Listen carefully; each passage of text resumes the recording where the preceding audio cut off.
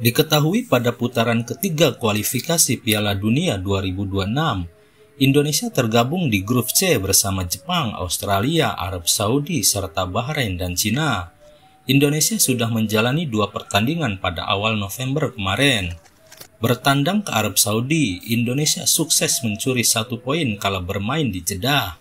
Sementara saat menjamu Australia di GBK, Indonesia bermain imbang tanpa gol.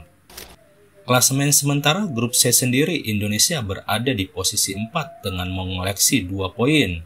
Sementara Jepang mantap di posisi puncak dengan mengoleksi 6 poin hasil 2 kali menang melawan Cina dan Bahrain.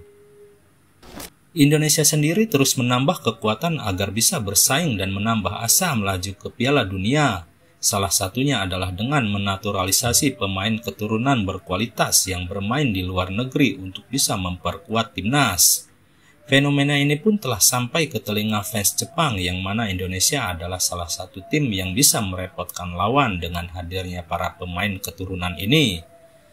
Beginilah beberapa komentar fans Jepang dengan bergabungnya para pemain naturalisasi Indonesia.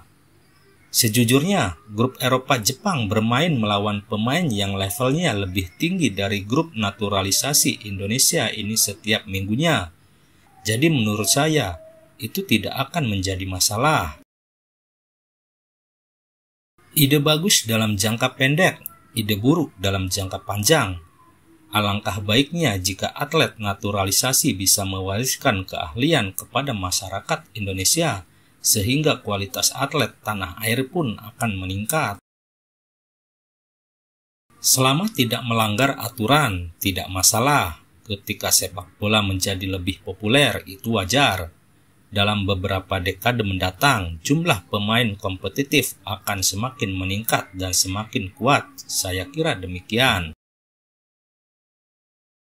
Pengambilan keputusan dilakukan oleh orang yang berganti kewarganegaraan menjadi warga negara Indonesia dan oleh bangsa Indonesia. Rakyat Indonesia harus memutuskan apakah ada kehormatan mewakili Indonesia. Sebagai orang Jepang, saya tidak punya apa-apa untuk dikatakan. Cukup hancurkan musuh di depan Anda. Tidak apa-apa. Timnas Perancis juga beranggotakan para imigran.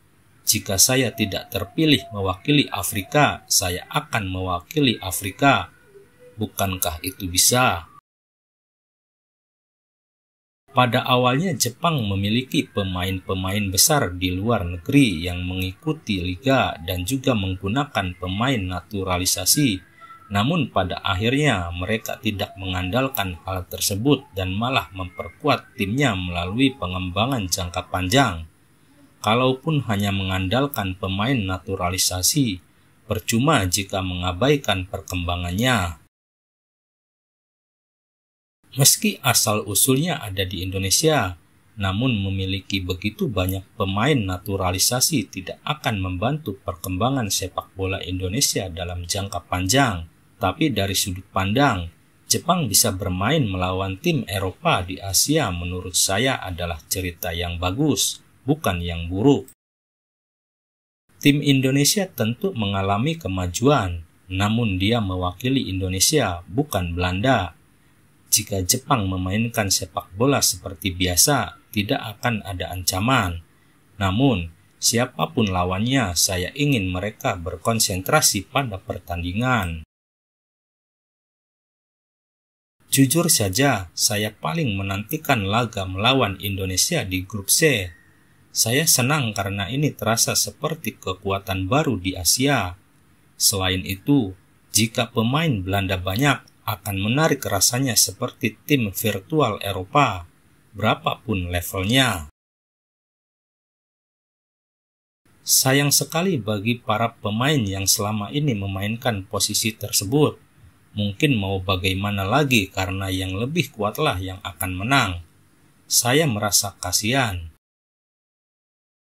Itulah beberapa komentar dari fans Jepang yang mengetahui banyaknya pemain naturalisasi yang bergabung dengan tim nasional Indonesia. Bagaimana menurut kalian sob? Tulis di kolom komentar.